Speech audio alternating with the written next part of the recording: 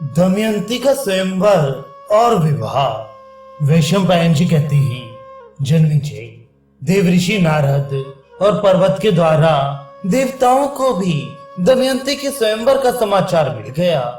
इंद्र आदि सभी लोकपाल भी अपनी मंडली और वाहनों सहित विदर्भ देश के लिए रवाना हुए। राजा नल का चित्त पहले से ही दमयंती पर आसक्त हो चुका था। उन्होंने भी दमयंती के स्वयंवर में सम्मिलित होने के लिए विदर्भ देश की यात्रा की। देवताओं ने स्वर्ग से उतरते समय देख लिया कि कामदेव के समान सुंदर नल दमयंती के स्वयंवर के लिए जा रहे हैं। नल की सूर्य के समान कांति और लोकोत्तर रूप संपत्ति से देवता भी चकित हो गए। उन्होंने पहचान लिया कि ये नल है। उन्होंने अपने विमानों को आकाश में खड़ा कर दिया और नीचे उतरकर नल से कहा, राजेंद्र नल, आप बड़े सत्यव्रती हैं। आप हम लोगों की सहायता करने के लिए दूत बन जाइए। नल ने प्रतिज्ञा कर दी और कहा कि करूंगा। फिर पूछा कि आप लोग कौन हैं और मुझे दूत बनाकर कौन सा काम लेना चाहते हैं। इंद्र ने कहा, हम लोग देवता हैं। मैं इंद्र हूँ और ये अग्नि, वरुण और यम हैं। हम लोग दमयंती के लिए यहाँ आए हैं। आप हमारे दूत बनकर दमयंती के पास जाइए और कहिए कि इंद्र, वरुण, अग्नि और यम देवता तुम्हारे पास आकर तुमसे विवाह करना चाहते हैं। इनमें से तुम चाहें जिस देवता को पति के रूप में स्वीकार कर लो। नल ने दोनों हाथ जोड़कर कहा कि देवराज, वहां आप लोगों के और मेरे जाने का एक ही प्रयोजन है, इसलिए आप मुझे दूत बनाकर वहां भेजें। ये उचित नहीं है। जिसकी किसी स्त्री को पत्नी के रूप में पाने की इच्छा हो चुकी हो, वह भला उसको कैसे छोड़ सकता है और उसके पास जाकर ऐसी बात कह ही कैसे सकता है। आप लोग कृपया इस विषय में मुझे क्षमा कीजिए। देवताओं ने कहा, नल, तुम पहले हम लोगों से प्रतिज्ञा कर चुके हो कि मैं तुम्हारा काम करूंगा। अब प्रतिज्ञा मत तोड़ो, अविलंब वहां चले जाओ। नल ने कहा, राजमहल में निरंतर कड़ा पहरा रहता है, मैं कैसे जा सकूंगा। इंद्र ने कहा, जाओ, तुम वहां जा सकोगे। इंद्र की आज्ञा से नल ने राजमहल में बेरोक टोक प्रवेश करके दमयंती को देखा। दमयंती और सखियां भी उसे देखकर अवाक रह गईं। वे इस अनुपम सुंदर पुरुष को देखकर मुग्ध हो गईं और लज्जित होकर कुछ बोल ना सकीं। दमयंती ने अपने को संभालकर राजा नल से कहा, वीर, तुम देखने में बड़े सुंदर और निर्दोष जान पड़ते हो। पहले अपना परिचय बताओ। तुम यहाँ किस उद्देश्य से आए हो और यहाँ आते समय द्वारपालों ने तुम्हें देखा क्यों नहीं। उनसे तनिक भी चूक हो जाने पर मेरे पिता उन्हें बड़ा कड़ा दंड देते हैं। नल ने कहा, कल्याणी, मैं नल हूँ, लोकपालों का दूत बनकर तुम्हारे पास आया हूँ। सुंदरी, इंद्र, अग्नि, वरुण और यम, ये चारों देवता तुम्हारे साथ विवाह करना चाहते हैं। तुम इनमें से किसी एक देवता को अपने पति के रूप में वरण कर लो। यही संदेश लेकर मैं तुम्हारे पास आया हूँ। उन देवताओं के प्रभाव से ही जब मैं तुम्हारे महल में प्रवेश करने लगा, तब मुझे कोई देख नहीं सका। मैंने देवताओं का संदेश कह दिया। अब तुम्हारी जो इच्छा हो वो करो। दमयंती ने बड़ी श्रद्धा के साथ देवताओं को प्रणाम करके मंद मंद मुस्कुराकर नल से कहा, नरेंद्र, आप मुझे प्रेम दृष्टि से देखिए और आज्ञा कीजिए कि मैं यथाशक्ति आपकी क्या सेवा करूं। मेरे स्वामी, मैंने अपना सर्वस्व और अपने आप को भी आपके चरणों में सौंप दिया है। आप मुझ पर विश्वास पूर्ण प्रेम कीजिए। जिस दिन से मैंने हंसों की बात सुनी, उसी दिन से मैं आपके लिए व्याकुल हूँ। आपके लिए ही मैंने राजाओं की भीड़ इकट्ठी की है। यदि आप उन दासी की प्रार्थना अस्वीकार कर देंगे तो मैं विष खाकर, आग में जलकर, पानी में डूबकर या फांसी लगाकर आपके लिए मर जाऊंगी। राजा नल ने कहा, जब बड़े बड़े लोकपाल तुम्हारे प्रणय संबंध के प्रार्थी हैं, तब तुम मुझ मनुष्य को क्यों चाह रही हो। उन ऐश्वर्यशाली देवताओं के चरण रेणु के समान भी तो मैं नहीं हूँ। तुम अपना मन उन्हीं में लगाओ। देवताओं का प्रिय करने से मनुष्य की मृत्यु हो जाती है। तुम मेरी रक्षा करो और उनको वरण कर लो। नल की बात सुनकर दमयंती घबरा गई। उसके दोनों नेत्रों में आंसू छलक आए।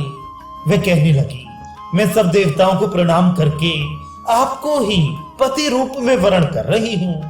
ये मैं सत्य शपथ खा के कह रही हूँ।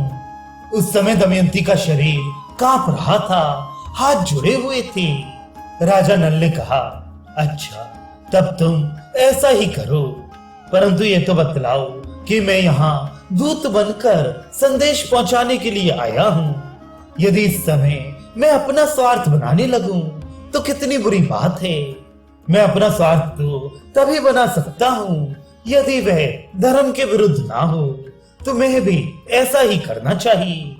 दमयंती ने गदगद कंठ से कहा, नरेश्वर, इसके लिए एक निर्दोष उपाय है। उसके अनुसार काम करने पर आपको कोई दोष नहीं लगेगा। वह उपाय है कि आप लोकपालों के साथ स्वयंवर मंडप में आए। मैं उनके सामने ही आपको वरण कर लूंगी, तब आपको दोष नहीं लगेगा। अब राजा नल देवताओं के पास आए। देवताओं के पूछने पर उन्होंने कहा, मैं आप लोगों की आज्ञा से दमयंती के महल में गया। बाहर बूढ़े द्वारपाल पहरा दे रहे थे, परंतु उन्होंने आप लोगों के प्रभाव से मुझे देखा नहीं। केवल दमयंती और उसके सखियों ने मुझे देखा। वे आश्चर्य में पड़ गईं। मैंने दमयंती के सामने आप लोगों का वर्णन किया, परंतु वह तो आप लोगों को न चाहकर मुझे ही वरण करने पर तुली हुई है। उसने कहा है कि सब देवता आपके साथ स्वयंवर में आए। मैं उनके सामने ही आपको वरण कर लूंगी। इसमें आपको दोष नहीं लगेगा। मैंने आप लोगों के सामने सब बातें कह दी। अंतिम प्रमाण आप लोग ही हैं। राजा भीमक ने शुभ मुहूर्त में स्वयंवर का समय रखा और लोगों को बुलवा भेजा। सब राजा अपने अपने निवास स्थान में आकर स्वयंवर मंडप में यथा स्थान बैठने लगे। पूरी सभा राजाओं से भर गई। जब सब लोग अपने अपने आसन पर बैठ गए, तब सुंदरी दमयंती अपनी अंग कांति से राजाओं के मन और नेत्रों को अपनी ओर आकर्षित करती हुई रंग मंडप में आई। राजाओं का परिचय दिया जाने लगा। दमयंती एक एक को देखकर आगे बढ़ने लगी। आगे एक ही स्थान पर नल के समान आकार और वेशभूषा के 5 राजा इकट्ठे ही बैठे हुए थे। दमयंती को संदेह हो गया।